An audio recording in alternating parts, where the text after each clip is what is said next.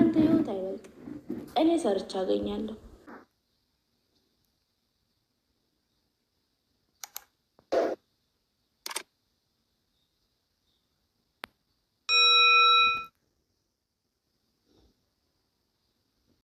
አሰላሙ አለይኩም ወራህመቱላሂ ወበረካቱሁ። ውድና የተከበራችሁ የመንሱራ ቲዩብ አድማጭ ተመልካቾች እንዲሁም ቤተሰቦች እንደምን አላችሁ?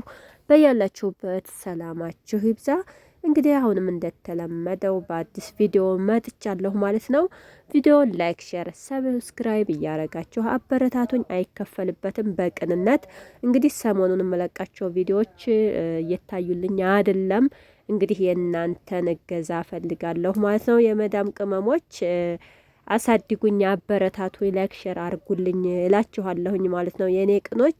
እንግዲህ ዛሬ በለቀቀችው ቪዲዮ ሱመያ በጣም የሚገርምና የሚደንቅ ነው ማለት ነው።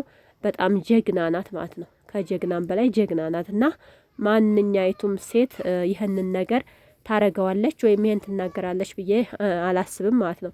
እንግዲህ ስንት አመት የለፋችበትን ስንት አመት ጉልበቷን የጨረሰችበትን የስደት ውጤቷን ሰይድን እንግዲህ በቃ ፈርምላት፣ ስጣት፣ እንዳረገ ታርግ፣ ካርታና ፕላኑንም አውጣላት፣ ካንተ ህይወት አይብስም እያለች እንግዲህ ሰይድን መልእክት አስተላልፋለች።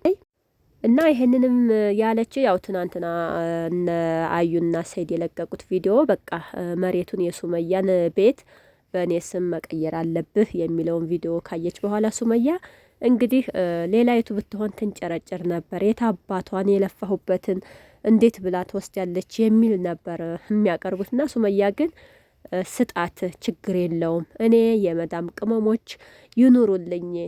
ካሁን በፊትም እንግዲህ የመዳም ቅመሞች ናቸው ያሳደጉኝ፣ አሁንም ያሳድጉኛል። ምንም ማለት አይደለም፣ ከሰው ህይወት አይበልጥም። አንተም ሽሽ፣ ራቅ፣ ለወደፊት ያስፈራሃል። ማለት አንድ ሰው ለጥቅም ብሎ ከሆነ የተጠጋው ያ ጥቅም ሲቀርበት ወደ መጥፎ ነገር ስለሚሄድ ሰጥተሃት ራቃት እያለች ነው ማለት ነው። ያው የልጆቿ አባት አደለ እንግዲህ ለሰይድም እያዘነች ነው። ህይወትህ ከሚጠፋ መጥፎ ነገር ላይ ከምትወድቅ ይሄ ሀብት ንብረት ማለት ቀሪ ነገር ነውና ያው ይጠፋል፣ ይገኛል። ስጣት፣ ፈርምላት፣ ምንም ማለት አይደለም። እኔ ምንም አይመስለኝም።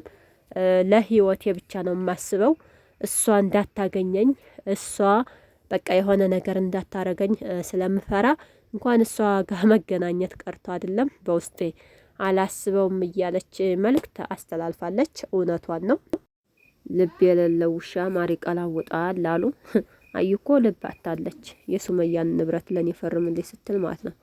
ሰይድ እኮ ሁለተኛ ሚስት ሲያገባ ሱመያን ንብረት ላይ ልትገባ ሳይሆን ራሱን ችሎ ሊያስተዳድራት ነው ማለት ነው። እና ሱመያ ግን ኢማን ያላትና ትዕግስተኛ ሴት ስለሆነ ተዋት፣ እንደፈለገች ታርግ። እኔ በዚህ ነገር ውስጥ ሌላ ነገር እንዲፈጠር አልፈልግም ብላ መልእክቷን አስተላልፋለች።